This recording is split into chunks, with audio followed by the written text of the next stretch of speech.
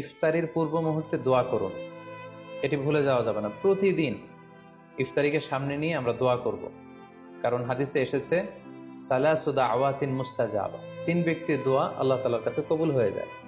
এই দোয়া আল্লাহ কখনো ফিরিয়ে দেন না। এর মধ্যে একটা দোয়া হচ্ছে দাওয়াতুস সাইম, রোজাদারের দোয়া আল্লাহ কখনো ফিরিয়ে দেন না।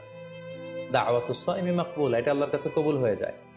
ঠিক ওই মুহূর্তটাতে আল্লাহ তাআলার সফট কর্নার খুব বেশি গ্রো করে, আল্লাহর রহমতের দরিয়ার মধ্যে একটা অভাবনীয় জোশ পড়ে যায়। আল্লাহ তাআলা এই দৃশ্যটাকে খুব দেখতে পছন্দ করে যে বান্দা সামনে খাবার নিয়ে বসে আছে, শরবত নিয়ে, পানীয় নিয়ে বসে আছে, ক্ষুধায় তৃষ্ণায় সে জর্জরিত, সে চাইলেই সামনে থেকে নিয়ে মুখে তুলে খাবারটা খেতে পারে, কিন্তু সে আমার ভয়ে খাচ্ছে না।